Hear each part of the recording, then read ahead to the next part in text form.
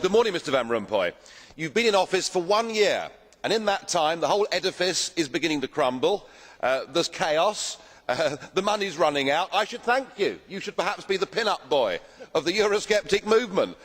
But just look around this chamber this morning. Just look at these faces. Look at the fear. Look at the anger. Poor old Barroso here looks like he's seen a ghost. You know, they're beginning to understand that the game is up, and yet in their desperation to preserve their dream, they want to remove any remaining traces of democracy from the system. And it's pretty clear that none of you have learned anything. You know, when you yourself, Mr Van Rompuy, say that the euro has brought us stability, I suppose I could applaud you for having a sense of humour, but isn't this really just the bunker mentality?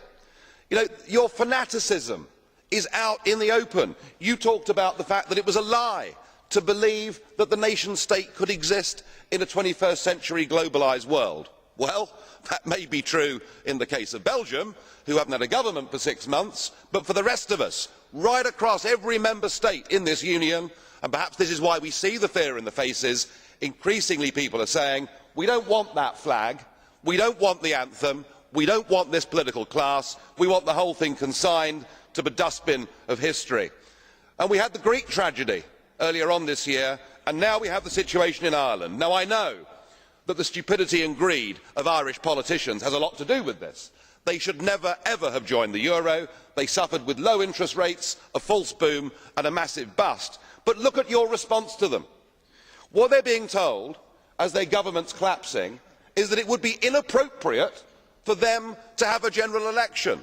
In fact, Commissioner Rehn here said they had to agree their budget first before they'd be allowed to have a general election. Just who the hell do you think you people are?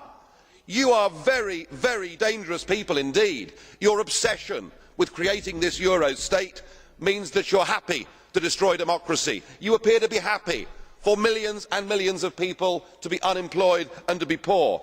Untold millions must suffer so that your euro dream can continue. Well, it won't work, because it's Portugal next.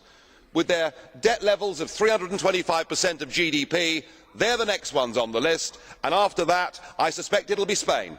And the bailout for Spain would be 7 times the size of Ireland, and at that moment, all of the bailout money has gone. There won't be any more. But it's even more serious than economics, because if you rob people of their identity, if you rob them of their democracy, then all they are left with is nationalism and violence. I can only hope and pray that the euro project is destroyed by the markets before that really happens. Thank you.